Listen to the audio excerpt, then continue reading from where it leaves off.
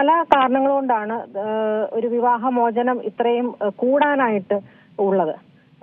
അത് ഒറ്റ ഒരു കാര്യത്തിൽ ഇവോൾവ് ചെയ്യുന്ന ഒരു സംഗതിയല്ല. നമ്മളത് പല വശം അതിനെ പഠിക്കേണ്ടിയിരിക്കുന്നു. പൊതുവായിട്ട് നമ്മൾ സംസാരിക്കുകയാണെന്നുണ്ടെങ്കിൽ മാനസികാരോഗ്യ പ്രശ്നങ്ങൾ പണ്ടത്തേതിൽ അപേക്ഷിച്ച് കൂടുതലാണ്. അപ്പൊ അതനുസരിച്ച് മറ്റുള്ളവരെ ഉൾക്കൊള്ളാനോ അല്ലെങ്കിൽ മറ്റുള്ളവർക്ക് വേണ്ടിയിട്ട് കരുതാനോ അല്ലെങ്കിൽ അഡ്ജസ്റ്റ് ചെയ്യാനോ ഒക്കെയുള്ള ഒരു പ്രശ്നം, പ്രത്യേകിച്ചും വ്യക്തിത്വ വൈകല്യങ്ങൾ ഉണ്ടെന്നുണ്ടെങ്കിൽ ഒരു റിലേഷൻഷിപ്പ് മുന്നോട്ട് കൊണ്ടുപോകാനായിട്ട് അവർക്ക് സാധ്യമല്ലാതെ വരുന്നു. അത് തന്നെയല്ല, വർദ്ധിച്ചു വരുന്ന ലഹരി ഉപയോഗമുണ്ട്. പിന്നെ മറ്റൊരു പ്രധാന കാര്യം എന്ന് പറയുന്നത്, മുൻപ് ഒക്കെ സ്ത്രീകൾ കുറേയൊക്കെ അഡ്ജസ്റ്റ് ചെയ്ത് പോകുമായിരുന്നു. ഇപ്പോൾ സ്ത്രീകൾക്ക് അങ്ങനെ ഒരു അഡ്ജസ്റ്റ്മെന്റിന്റെ ഒരു ആവശ്യം വരുന്നില്ല. കാരണം അവര് സെൽഫ് സഫീഷ്യന്റ് ആണ്. ഓൾമോസ്റ്റ് മിക്കവാറും എല്ലാ സ്ത്രീകളും അവര് സ്വയം പര്യാപ്തരാണ്. അവർക്ക് സ്വന്തമായിട്ട് വരുമാന മാർഗമുണ്ട്. അവർക്ക് സ്വന്തം കാലിൽ നിൽക്കാൻ ത്രാണിയുണ്ട്.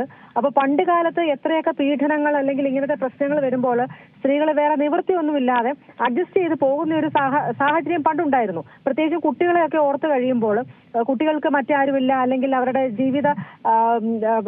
ജീവിതം വഴിമുട്ടി നിൽക്കുന്നു, സാമ്പത്തിക പ്രശ്നമൊക്കെ വരുന്നു, കുട്ടികളുടെ സ്കൂളിങ്ങോ അല്ലെങ്കിൽ അവരുടെ വിദ്യാഭ്യാസം സംബന്ധിച്ചോ അവരുടെ ഭാവിയെ സംബന്ധിച്ചോ ഒക്കെയും അവർക്ക് സ്വന്തമായിട്ട് കാര്യങ്ങൾ മുന്നോട്ട് കൊണ്ടുപോകാനുള്ള ഒരു കപ്പാസിറ്റി ഇല്ലാത്ത ഒരു കാലഘട്ടം ഉണ്ടായിരുന്നു. അതൊക്കെയും മറികടന്ന് സ്ത്രീകൾ സ്വയം പര്യാപ്തരായി. അതുകൊണ്ട് അവർക്ക് പണ്ടത്തെ പോലെ ഇങ്ങനെ അഡ്ജസ്റ്റ് ചെയ്ത് കഴിയേണ്ട ഒരു സാഹചര്യം വരുന്നില്ല. അത് തന്നെയല്ല, നമ്മുടെ സോഷ്യൽ ഫാബ്രിക്, സൊസൈറ്റിയുടെ ഫാബ്രിക് ഒരുപാട് മാറിയിട്ടുണ്ട്. പണ്ട് കൂട്ടുകുടുംബ വ്യവസ്ഥയായിരുന്നു. അപ്പോൾ എന്തെങ്കിലും പ്രശ്നമുണ്ടെന്നുണ്ടെങ്കിൽ ചെറിയ പൊരുത്തക്കേടുകൾ വരുമ്പോൾ തന്നെ കുടുംബാംഗങ്ങൾ ആരെങ്കിലും ഇടപെട്ട് അത് പരിഹരിച്ചു പോകുന്നത് ഒരു നിത്യകാഴ്ചയായിരുന്നു. ഇപ്പൊ അങ്ങനെയല്ല, എല്ലാം അണുകുടുംബ വ്യവസ്ഥയാണ്. അതുകൊണ്ട് സപ്പോർട്ട് സിസ്റ്റം മുൻകാലങ്ങളെ അപേക്ഷിച്ച് വളരെ കുറവാണ്. അപ്പോൾ ചെറിയ പ്രശ്നം പോലും പരിഹരിച്ചു കൊടുക്കാനോ അല്ലെങ്കിൽ ഇടനിലം നിന്ന് അതിനെ ഒന്ന് സോൾവ് ചെയ്യാനോ ഒന്നുമുള്ള ഒരു വേദിയില്ല, അങ്ങനെ ആളുകളും ഒട്ടില്ലതാനും. അപ്പൊ അങ്ങനെ വന്നു കഴിയുമ്പോൾ ചെറിയ പ്രശ്നത്തിൽ തുടങ്ങി അത് വലിയ പ്രശ്നത്തിലേക്ക് കലാശിച്ച് അത് അങ്ങോട്ടും ഇങ്ങോട്ടും ഒരു വിട്ടുവീഴ്ച മനോഭാവം ഇല്ലാതെ തെറ്റിപ്പിരിയുന്ന ഒരു സാഹചര്യം വരുന്നു. പിന്നെയുള്ള ഒരു വിഷയം എന്ന് പറയുന്നത്, നമ്മൾ ജീവിതത്തിൽ നമ്മുടെ വാല്യൂ സിസ്റ്റംസ് കുറെ മാറിയിട്ടുണ്ട്. പണ്ട് എന്ന് പറയുന്നത് ഡിവോഴ്സിനെ ഒരു സ്റ്റിഗ്മയായിട്ടായിരുന്നു കണക്കാക്കുന്നത്. അതായത് ഒരു കുടുംബത്തിൽ ഡിവോഴ്സ് നടന്നാൽ അതൊരു നാണക്കേടാണ്, അല്ലെങ്കിൽ അത് കുടുംബത്തിന് ചേർന്നതല്ല എന്നുള്ള ഒരു ധാരണ നമ്മുടെ സമൂഹത്തിലുണ്ടായിരുന്നു. ഇപ്പോൾ അങ്ങനെയല്ല, ആളുകൾ കുറെ കൂടെ ഫോർവേഡായിട്ട് ചിന്തിക്കാൻ തുടങ്ങി. കുറച്ചുകൂടെ പുരോഗമനം ചിന്താഗതി ഉണ്ടായി. കുറച്ചും കൂടെ കാര്യങ്ങളെ അക്കോമഡേറ്റ് ചെയ്യാനുള്ള ഒരു മനോഭാവം ആളുകൾ നേടിയെടുത്തു. തൽഫലമായിട്ട് ഇതൊരു സ്റ്റിഗ്മയായിട്ടോ അല്ലെങ്കിൽ ഒരു നാണക്കേടായിട്ടോ അല്ലെങ്കിൽ ലജ്ജാകരമായിട്ടുള്ള ഒരു കാര്യമാക്കി കാണുന്നില്ല. ഇതൊരു സാധാരണ സംഭവം എന്നുള്ള നിലയിലേക്ക് അത് മാറിയിട്ടുണ്ട്. അത് തന്നെയല്ല, വാല്യൂ സിസ്റ്റത്തിന് കുറെ അധികം മാറ്റങ്ങൾ വന്നിട്ടുണ്ട്. പണ്ട് കാലത്ത് മൂല്യങ്ങളായി കരുതിയിരുന്നത് ഒക്കെയും ഇന്നത്തെ കാലത്ത് അങ്ങനെ ആകണമെന്നില്ല. അപ്പൊ ആ തരത്തിലുള്ള സമൂഹത്തിൽ ഒരുപാട് മാറ്റങ്ങൾ വന്നിട്ടുണ്ട്. അപ്പൊ ഇതെല്ലാം കൂടി ചേർന്ന് വരുമ്പോഴാണ് ഡിവോഴ്സിന്റെ റേറ്റ് കൂടുന്നത്. ഇതിലൊക്കെയും ഏറ്റവും പ്രധാനമായിട്ട് നമ്മൾ ഹൈലൈറ്റ് ചെയ്ത് കാണേണ്ടത് തീർച്ചയായിട്ടും ഒരു മനസ്സിന്റെ അല്ലെങ്കിൽ മാനസിക ആരോഗ്യം എത്രത്തോളം ഉണ്ട് എന്നുള്ളതാണ്.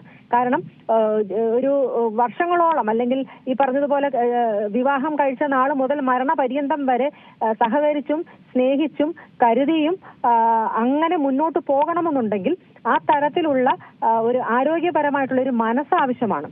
അപ്പൊ ആ മനസ്സ് ഒരു പക്ഷെങ്കിൽ ഒരാൾക്കോ അല്ലെങ്കിൽ രണ്ടു പേർക്കുമോ നഷ്ടപ്പെട്ടിട്ടുണ്ടെന്നുണ്ടെങ്കിൽ തീർച്ചയായിട്ടും റിലേഷൻഷിപ്പ് മുന്നോട്ട് കൊണ്ടുപോകാൻ സാധ്യമല്ല. അപ്പോൾ വഴക്കായി, ബഹളമായി അല്ലെങ്കിൽ പ്രശ്നമായി, പിന്നെ ആരാണ് ഇതിനകത്ത് തോൽക്കുന്നത്, ആരാണ് ജയിക്കുന്നത്, അത്തരം തരത്തിലുള്ള ഈഗോ പ്രശ്നങ്ങൾ ഒക്കെയുമുണ്ട്. മുൻകാലങ്ങളിൽ എന്തെങ്കിലും ഒരു വിഷയം വന്നു കഴിയുമ്പോൾ മാതാപിതാക്കൾ പറയും, അല്ലെങ്കിൽ അവര് എങ്ങനെയെങ്കിലും അത് സോൾവ് ചെയ്ത് കൊണ്ടുപോകാനായിട്ട് നോക്കും. ഇപ്പോഴും അങ്ങനെയുണ്ട്, നീ അഡ്ജസ്റ്റ് ചെയ്ത് നിന്നോളാൻ പറയുന്ന കുടുംബാംഗങ്ങൾ ഒരുപാട് പേരുണ്ട്. പക്ഷെ അതിൽ നിന്നൊക്കെ വിപരീതമായിട്ട് എന്തെങ്കിലും പ്രശ്നമുണ്ടെന്നുണ്ടെങ്കിൽ അഡ്ജസ്റ്റ് ചെയ്യേണ്ട, നീ ഇനി പോന്നോളൂ എന്ന് പറയുന്ന ഒരു തലമുറയും നമ്മൾ കാണുന്നുണ്ട്. ആ രണ്ടു വശവും നമ്മളത് പറയണം. അതിൻ്റെതായിട്ടുള്ള പ്ലസും മൈനസും ഉണ്ട്. ഇത് ബാലൻസ് ചെയ്ത് കൊണ്ടുപോകാനുള്ള ഒരു ഹെൽപ്പ് മാതാപിതാക്കൾക്കുമില്ല. എപ്പോഴാണ് നമ്മുടെ സ്വന്തം കുട്ടിയുടെ തെറ്റാണെങ്കിൽ അത് തിരിച്ചറിഞ്ഞ് അത് തിരുത്താൻ തയ്യാറാകാത്ത മാതാപിതാക്കൾ ഒരുപാട് പേരുണ്ട്. കാരണം എല്ലാ വീട്ടിലും ഒന്നോ രണ്ടോ കുട്ടികളൊക്കെ കാണുകയുള്ളൂ. അപ്പോൾ തിരിച്ചു വന്നാലും പ്രശ്നമില്ല എന്നുള്ള തരത്തിൽ കാണുന്ന മാതാപിതാക്കളുണ്ട്. എന്നാൽ നേരെ മറിച്ച് അതിന്റെ മറ്റൊരു വശവുമുണ്ട്. അതായത് എത്ര കൊടിയ പീഡനമാണെങ്കിലും ഇത് സഹിച്ച് നിന്നോളാൻ പറയുന്ന ചില കൂട്ടം ആളുകളുമുണ്ട്. അപ്പോൾ ഈ തരത്തിലുള്ള മാറ്റങ്ങളൊക്കെയും തന്നെ ഡിവോഴ്സ് കൂടാനായിട്ടുള്ള ഒരു സാഹചര്യമായിട്ട് കണക്കാക്കേണ്ടിയിരിക്കുന്നു. ഡോക്ടർ ഈ പറഞ്ഞതുപോലെ തന്നെ ഇതൊക്കെ ഓരോ കാരണങ്ങൾ കൊണ്ട് തന്നെയാണ് ഓരോന്നും സംഭവിക്കുന്നത്. പക്ഷേ ഇത്തരത്തിൽ വിവാഹമോചനവുമായി ബന്ധപ്പെട്ട് ഒരാൾ സമീപിക്കുകയാണെങ്കിൽ എന്തൊക്കെ നടപടികളാണ് എടുക്കാൻ പറ്റുക? കാരണം ഒരാളോടും പോയിട്ട് എന്നാൽ വിവാഹമോചനമാണ് ഫസ്റ്റ് ഓപ്ഷൻ എന്നാണോ പറയുക? അല്ലെങ്കിൽ ഇതുമായി ബന്ധപ്പെട്ടുള്ള കൂടുതൽ കൗൺസിലിംഗ് മറ്റ് കാര്യങ്ങളൊക്കെ കൊടുക്കാനുള്ള ഒരു സജ്ജീകരണം നമുക്കറിയാം ഇന്ത്യൻ മെഡിക്കൽ അസോസിയേഷൻ തന്നെ അത് നടപ്പിലാക്കിയിട്ടുണ്ട്. ടെലിഫോണിൽ കൂടിയാണെങ്കിലും മനഃശാസ്ത്രജ്ഞരുടെ ഒരു സേവനം അവർക്ക് ലഭ്യമാക്കുന്ന തരത്തിൽ കുറേയധികം മാറ്റങ്ങൾ ഇന്ന് അവസരങ്ങളൊക്കെ ലഭ്യമാണ്. പക്ഷേ അതൊക്കെ യൂസ് ചെയ്യുന്ന ആളുകൾ എത്ര ശതമാനമുണ്ട്? മാത്രമല്ല ഈ ഒരു സോഷ്യൽ മീഡിയയിലേക്കുള്ള അതിപ്രസരം അതൊക്കെ ഒരാളെ മനഃപൂർവ്വം ഇങ്ങനൊരു വിവാഹമോചനം എന്ന തരത്തിലേക്ക് ചെന്നെത്തിക്കുന്നതാണോ?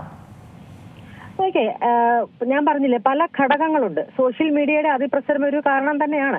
കാരണം ബന്ധങ്ങൾക്ക് വില കൊടുക്കാത്ത ഒരു തലമുറ അല്ലെങ്കിൽ ഈ തരത്തിൽ അനുഭവിക്കുന്ന ആളുകളുടെ ഈ തുറന്ന പറച്ചിലുകൾ അല്ലെങ്കിൽ ഒരു പക്ഷേ മാനിപ്പുലേറ്റ് ചെയ്തിട്ടുള്ളതായിരിക്കും. പ്രത്യേകിച്ചും വ്യക്തിത്വ വൈകല്യങ്ങൾ ഉള്ളവരുടെയൊക്കെയും സോഷ്യൽ മീഡിയയിലുള്ള തുറന്ന പറച്ചിലുകളും ഒക്കെയും ഇതേ സമാനതകളിൽ കൂടെ പോകുന്നവർക്ക് ആ രീതിയിലുള്ള ചുവടുവെപ്പ് നടത്താനുള്ള ഒരു പ്രേരണ ഘടകമായി മാറുന്നു എന്നുള്ളത് തീർച്ചയാണ്. പിന്നെ ഒരു ബന്ധം ഉലഞ്ഞു എന്നതിന്റെ അർത്ഥം അതിന്റെ പിറ്റേ ദിവസം പോയി കേസ് ഫയൽ ചെയ്ത് അല്ലെങ്കിൽ ഡിവോഴ്സിലേക്ക് എത്തപ്പെടുക എന്നുള്ളതല്ല. തീർച്ചയായിട്ടും അത് കൗൺസിലിംഗിലൂടെയോ അല്ലെങ്കിൽ മറ്റെന്തെങ്കിലും പ്രശ്നത്തിലൂടെയോ പരിഹരിക്കാനായിട്ടുള്ള ഓപ്ഷൻസ് തേടേണ്ടത് ആവശ്യമാണ്. കാരണം നമ്മൾ പ്രത്യേകിച്ച് കുട്ടികളൊക്കെ ഉണ്ടെന്നുണ്ടെങ്കിൽ കുട്ടികളോടും നമ്മൾ ആൻസറബിൾ ആണ്. അതിന്റെ അർത്ഥം കുട്ടികൾക്ക് വേണ്ടിയിട്ട് ഏതെങ്കിലും ഒരു രീതിയിൽ പീഡനം അനുഭവിക്കുന്നവരാണെങ്കിൽ അത് സഹിച്ച ദുരന്തം നേരിടണമെന്നല്ല അതിന്റെ അർത്ഥം.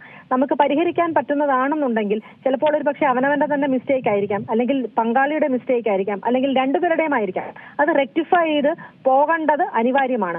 അത്തരത്തിലുള്ള ഒരു കാഴ്ചപ്പാടോടെ തുറന്ന മനസ്സോടെ അവനവനെ തന്നെ റെക്ടിഫൈ ചെയ്യുകയോ അല്ലെങ്കിൽ ഒന്ന് റിഫൈൻ ചെയ്തെടുക്കാനോ ഒരു മെന്റൽ ഹെൽത്ത് പ്രൊഫഷണലിനെ കാണേണ്ടത് അനിവാര്യമാണെങ്കിൽ തീർച്ചയായിട്ടും അത് തന്നെ ചെയ്യണം.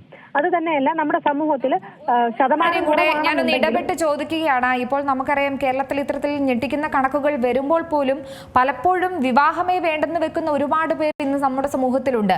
അവർക്കൊക്കെ പലപ്പോഴും ഈ ഒരു സൊസൈറ്റിയുടെ ഒരു പ്രഷർ അത്തരത്തിലായിരിക്കും ചിലപ്പോൾ വിവാഹബന്ധത്തിലേക്കൊക്കെ അവർ താല്പര്യപ്പെടുന്നത്. അല്ലെങ്കിൽ മറ്റേതെങ്കിലും കാര്യങ്ങൾ നോക്കി അവരുടെ ജോലി അതിനൊക്കെ ഇമ്പോർട്ടൻസ് കൊടുക്കുന്ന ഒരു തലമുറ ഇന്ന് വളർന്നു വരുന്നുണ്ട്. അവരുടെയൊക്കെ ഒരു മാനസികാവസ്ഥ നമ്മുടെ സമൂഹത്തിനും അതിന് വലിയൊരു ഉത്തരവാദിത്തമല്ലേ? പ്രഷർ ചെയ്ത് വിവാഹത്തിലേക്ക് കൊണ്ടുപോകുക, അതിൽ പിന്നീട് ഒരു പ്രശ്നങ്ങൾ ഉണ്ടാകുമ്പോൾ അത് അവർ തന്നെ സഹിക്കുക, ഇതിനൊക്കെ ഒരു മാറ്റം അല്ലെങ്കിൽ ഒരു വിവാഹം കഴിക്കാൻ പോകുന്ന വ്യക്തികൾക്ക് കൊടുക്കേണ്ട കൗൺസിലിംഗ് ഒരു സമൂഹത്തിന് തന്നെ നൽകുന്ന തരത്തിലേക്ക് നമ്മുടെ മാറ്റങ്ങൾ അല്ലെങ്കിൽ ആ ഒരു സിസ്റ്റം ഡെവലപ്പ് ചെയ്യണ്ടേ? തീർച്ചയായിട്ടും. കാരണം ഒരു കുട്ടി, പെൺകുട്ടിയാകട്ടെ ആൺകുട്ടിയാകട്ടെ, വിവാഹം കഴിക്കുമ്പോൾ അവനോ അവളോ അത് ഫിറ്റാണോ എന്നുള്ളൊരു ചോദ്യം ഉദിക്കുന്നുണ്ട്. നമ്മുടെ ഒരു സമൂഹത്തിന്റെ ഒരു പാറ്റേൺ അനുസരിച്ച് ഇത്ര വയസ്സാകുമ്പോഴേക്കും കല്യാണം കഴിപ്പിച്ചയക്കുക അല്ലെങ്കിൽ ജാതകദോഷം അടുത്തത് വരുമ്പോഴോ അല്ലെങ്കിൽ മാറുമ്പോഴോ ആ സമയം അനുസരിച്ച് വിവാഹം കഴിച്ച് അയക്കുക എന്നുള്ള ഒരു കസ്റ്റം നിലനിൽക്കുന്നുണ്ട്. അത് ഏറ്റവും വളരെ അപകടകരമായിട്ടുള്ള ഒരു കാര്യമാണ്. കാരണം ഈ തരത്തിലുണ്ടെന്നുണ്ടെങ്കിൽ ഒരു മച്യൂരിറ്റി ഇല്ലാതെ അല്ലെങ്കിൽ പക്വതയില്ലാതെ വിവാഹം എന്താണെന്നോ അഡ്ജസ്റ്റ്മെന്റ് എന്താണെന്നോ സ്നേഹം കരുതൽ ഇതൊന്നും മനസ്സിലാകാത്ത ഒരു കുട്ടിയെ കൊണ്ടുപോയി നിർബന്ധിച്ച് പ്രഷറൈസ് ചെയ്ത് സമൂഹത്തിൽ ഇത് ഉണ്ട് അതുകൊണ്ട് നീയും ഇത് ഈ രീതിയിൽ തന്നെ പൊക്കോളണം എന്നുള്ള രീതിയിൽ അപ്രോച്ച് ചെയ്തതിനെ നിർബന്ധിച്ച് ചെയ്യുകയാണെന്നുണ്ടെങ്കിൽ ആ കുട്ടി ഒരു കാരണവശാലും അഡ്ജസ്റ്റ് ചെയ്യാൻ പോകുന്നില്ല, നല്ലൊരു ദാമ്പത്യ ജീവിതം നയിക്കാൻ പോകുന്നില്ല. അത് തന്നെയല്ല തുടക്കത്തിൽ ഞാൻ സൂചിപ്പിച്ചതുപോലെ സ്ത്രീകൾക്ക് ഇപ്പോൾ സ്വയം പര്യാപ്തതയുണ്ട്, സ്വന്തമായിട്ട് ജോലിയുണ്ട്, അവർക്ക് ഡിസിഷൻ മേക്കിംഗ് കപ്പാസിറ്റി ആയി. അതുകൊണ്ട് പണ്ടത്തേതുപോലെ നമ്മൾ അവരെ അഡ്ജസ്റ്റ് ചെയ്യണം എന്നുള്ള നിലയിൽ അല്ലെങ്കിൽ പണ്ട് സ്ത്രീ എല്ലാം സഹിച്ച് ക്ഷമിച്ച് ഒരു വീട്ടിൽ നിൽക്കുമായിരുന്നു. ആ തരത്തിൽ ഇനി ഒരു തലമുറ ഉണ്ടാകാനായിട്ടുള്ളൊരു സാധ്യതയേ ഇല്ല. അതുകൊണ്ട് ഇത് എല്ലാവരും തന്നെ മനസ്സിലാക്കി ആ തരത്തിൽ നമ്മുടെ ആൺമക്കളെയും പഠിപ്പിച്ചെടുക്കേണ്ടത് ആവശ്യമാണ്. അത് തന്നെയല്ല ഒരു പ്രീമറൈറ്റൽ കൗൺസിലിംഗ് അത് എല്ലാവർക്കും തന്നെ ചെയ്തു കൊടുക്കേണ്ടതാണ്. എന്താണ് വിവാഹത്തിലൂടെ ഉദ്ദേശിക്കുന്നത് അതുപോലും അറിയാതെയാണ് ഓരോ കുട്ടികളും ദാമ്പത്യത്തിലേക്ക് പ്രവേശിക്കുന്നത്. അല്ലെങ്കിൽ എന്താണ് അതിന്റെ മാനദണ്ഡം, എന്താണ് അതൊരു ഒരു പാർട്ടി നടത്തുക അല്ലെങ്കിൽ ഒരു വലിയ ഫംഗ്ഷൻ നടത്തുക, നല്ല വസ്ത്രങ്ങൾ അണിയുക, മോടി പിടിപ്പിക്കുക, ഇതിനപ്പുറത്തേക്ക് അതിന്റെ സീരിയസ്നെസ് ഒട്ടുമിക്ക കുട്ടികൾക്കും അത് അറിയണമെന്നുമില്ല. അപ്പൊ ആ തരത്തിലുള്ള കുട്ടികളൊക്കെയും വരുമ്പോഴാണ് പ്രശ്നമുണ്ടാകുന്നത്. പിന്നെ മറ്റൊരു പ്രധാന വിഷയം എന്ന് പറയുന്നത് നമ്മുടെ ദാമ്പത്യത്തിൽ ദാമ്പത്യത്തിന് ഇപ്പോൾ സാധാരണ ഉള്ള രീതിയിലുള്ള ഒരു ദാമ്പത്യത്തിന് തടസ്സമായിട്ട് നിൽക്കുന്ന ചില ഘടകങ്ങളുണ്ട്. ഉദാഹരണത്തിന് ഇപ്പോൾ ഏതെങ്കിലും ഒരു ഓറിയന്റേഷന്റെ പ്രശ്നം, ഇപ്പം ഒരു ലെസ്ബിയനോ അല്ലെങ്കിൽ ഗേയോ അങ്ങനെയൊക്കെ ഉള്ളവരെ നിർബന്ധിച്ച് അവര് വിവാഹത്തിന് നിർബന്ധിക്കാറുണ്ട്. കാരണം കല്യാണം കഴിയുമ്പോൾ ശരിയാകും എന്നുള്ള ധാരണയിൽ. ഇതൊക്കെ വളരെയധികം നിയമവിരുദ്ധമാണ്, അങ്ങനെ ആയിക്കൂടാ. അത് തന്നെ ബൈസെക്ഷൽ ആയിട്ടുള്ള ആൾക്കാരുണ്ട്. അപ്പൊ അങ്ങനെയൊക്കെ ഉള്ളവര് പങ്കാളിയോട് ഇതിനു മുൻപേ തന്നെ തുറന്നു പറയേണ്ടത് ആവശ്യമാണ്. ഏറ്റവും പുതിയ വാർത്തകളും വിശേഷങ്ങളും വിരൽ തുമ്പിലറിയാൻ സീ മലയാളം ന്യൂസ് എല്ലാ ഡിജിറ്റൽ പ്ലാറ്റ്ഫോമുകളിലും ലഭ്യം.